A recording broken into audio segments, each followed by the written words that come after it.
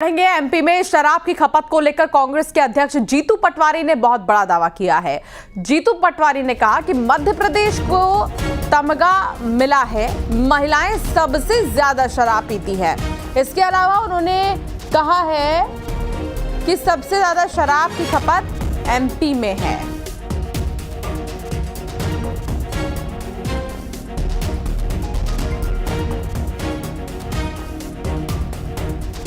वासियों, हमें तमगा मिला है मध्य प्रदेश को कि महिलाएं सबसे ज्यादा शराब पूरे देश में कहीं पीती है तो मध्य प्रदेश की पीती है। ये मध्य प्रदेश का समृद्ध मध्य प्रदेश का सपना देखने वाली बीजेपी ने हालात कर दिए। मध्य प्रदेश के सबसे ज्यादा कंजम्पशन शराब का कहीं है, खपत है, तो देश में सबसे ज्यादा मध्य प्रदेश में है। संपूर्ण तो शराब पर जीतू पटवारी के बयान पर सियासी घमासान मचा हुआ है। बीजेपी ने महिलाओं के अपमान के आरोप लगाए हैं। पहले भी बहन बेटियों का अपमान कर चुके हैं और आगे क्या कहा आपको सुनाते हैं। बीजेपी की तरफ से क्या कहा गया। आज हड़तालिका तीज वाले दिन अपमान किया है जीतू पटवारी ने। संपूर्ण मध्य प्रदेश में भारत की बेटियां, भारत की माताएं, बहनें हरतालिका तीज मना रही हैं। वो प्रार्थना कर रही हैं देवी से और निर्जला है, आज व्रत किए हुए। ऐसे समय पर मध्य प्रदेश की 9 करोड़ आबादी में से 4 करोड़ बहन बेटियां हैं। इन बहन बेटियों को सार्वजनिक तौर पर अपमानित करने का काम श्रीमान जीतू पटवारी जी आपने किया है। पटवारी जी, आपको माफी मांगनी पड़ेगी।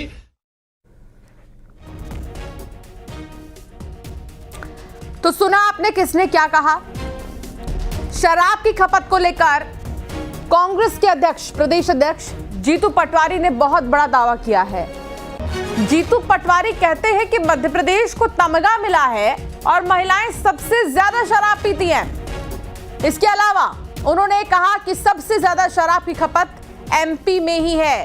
हालांकि अब जीतू पटवारी के बयान को लेकर बीजेपी की तरफ से भी कुछ आरोप लगाए जा रहे हैं कि कांग्रेस महिलाओं का अपमान करती है। पहले भी बहन बेटियों का अपमान किया जा चुका है। आज हड़तालिका तीज वाले दिन जब महिलाएं निर्जला व्रत रख रही हैं तो इस तरह के बयान जीतू पटवारी दे रहे हैं। जीतू पटवारी को माफी मांगनी पड़ेगी। रामेश्वर शर्मा के बयान को आप सुन रहे थे।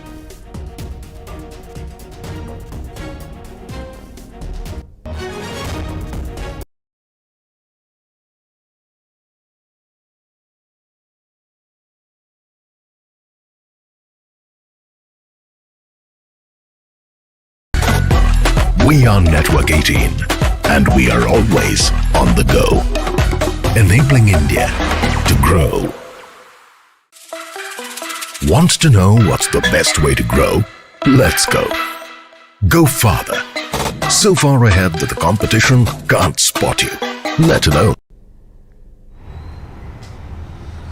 दरअसल जीतू पटवारी का जो बयान सामने आया उसमें जिस तरीके से वो लगातार मध्य प्रदेश की सरकार को घेर रहे थे, चाहे कानून व्यवस्था का मामला हो, चाहे नशे का मामला हो, महंगाई का मामला हो, बेरोजगारी का मामला हो, और उन्होंने यही आरोप लगाया कि मध्य प्रदेश में शराब का कंजप्शन जो है वो हमारे जो पड़ोसी राज्य हैं उसमें सबसे ज़्यादा है। सबसे ज़्यादा जो लीगल लिक्कर की सेलिंग होती है और जो खपत होती है वो मध्य प्रदेश के अंदर हो रही है। और यहाँ तक मध्य प्रदेश में नशे का मायाजाल जो है वो फैल चुका है कि महिलाएं जो है वो शराब का सबसे ज़्यादा कंजप्शन कर रही हैं। एक रिपोर्ट के हवाले से जीतू पटवारी ने यह पूरी बात कही। और जब जीतू पटवारी ने यह कहा कि मध्य प्रदेश में महिलाएं शराब पी रही हैं, उसको लेकर सियासी बवाल, सियासी बखेड़ा खड़ा हो गया है। बीजेपी के विधायक रामेश्वर शर्मा ने आड़े हाथों लिया। उन्होंने कहा कि आज हरतालिका तीज का पवित्र दिन है, बेटियां, बहनें, महिलाएं जो हैं वो व्रत रख रही हैं और पूजा पाठ कर रही हैं, और ऐसे पवित्र दिन कांग्रेस के लोग ऐसी बात कर रहे हैं जो आधी आबादी का सीधे तौर पर अपमान है।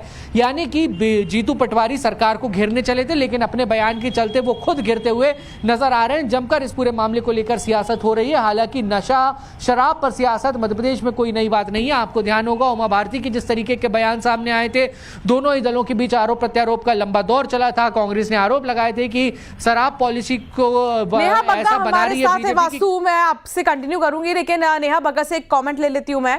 नेहा बग्गा जी, यह जीतू पटवारी ये कह रहे हैं कि महिलाएं जो हैं वो सबसे ज्यादा अल्कोहल कंज्यूम करती हैं। शराब की खपत को लेकर उन्होंने कहा कि मध्य प्रदेश को तमगा मिला है, सबसे ज्यादा शराब की खपत एमपी में ही है।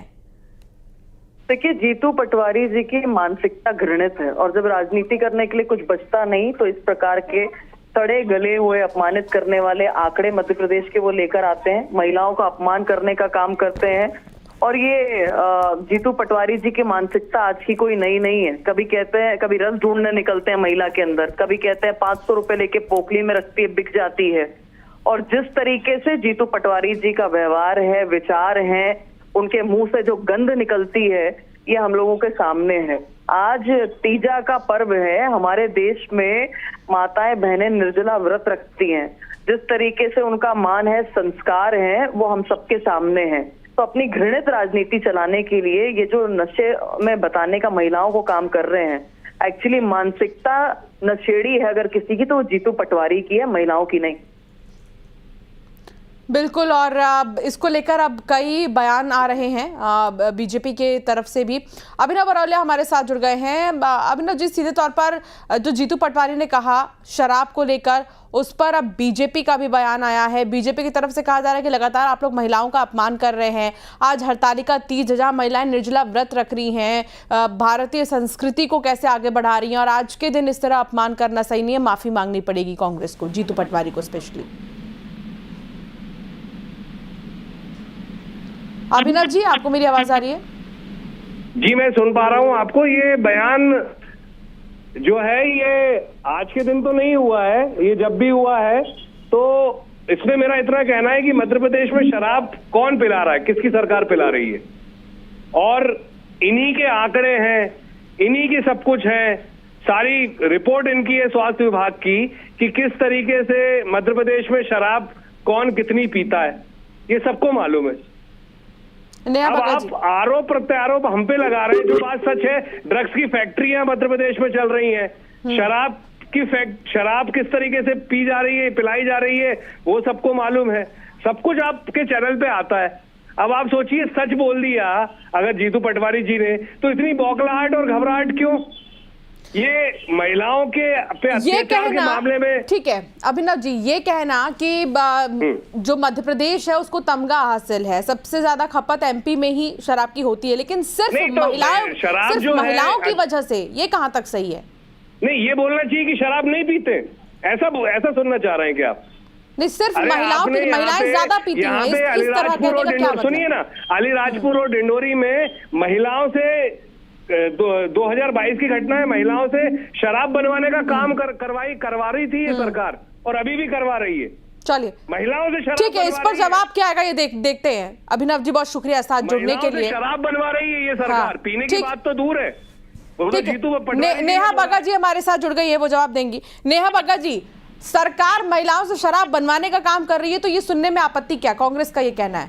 देखिए, एक बात बहुत स्पष्ट है कि कमलनाथ जी की सरकार आई थी जिसने नोटिफिकेशन निकाला था, और आप बोलेंगी तो मैं आपको अभी आपके चैनल पर वो भेज भी दूंगी, जिसमें वो स्पष्टता के साथ में महिलाओं के लिए अलग से पब और बार खोलने की बात कर रहे थे।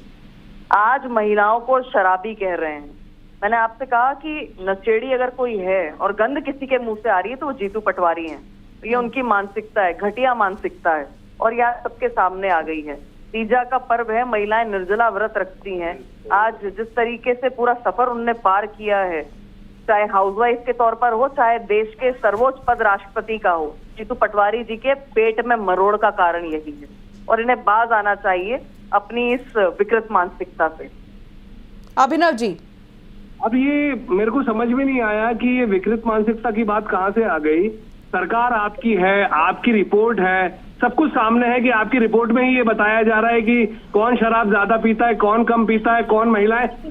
और सबसे बड़ी बात है, डिंडोरी और ले लीजिए आप, अलीराजपुर ले लीजिए, यहाँ पर शराब बनाने का काम महिलाओं से करवाया जा रहा है। तो ये कहाँ तक ठीक है?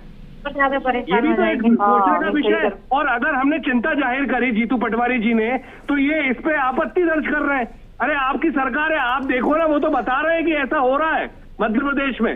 ड्रग्स की फैक्ट्री पकड़ाती है, तो इनको आपत्ति ठीक। होती है कि अरे क्यों बता दिया इनने। ठीक है अभिनव जी, नेहा भगत जी, आप दोनों का ही बहुत शुक्रिया साथ जुड़ने के लिए, अपनी बात रखने के लिए। लेकिन अब ये देखना होगा कि इस पर और कितने आरोप और प्रत्यारोप लगते हैं, इस बयान को लेकर क्या कुछ और प्रतिक्रियाएं आती हैं।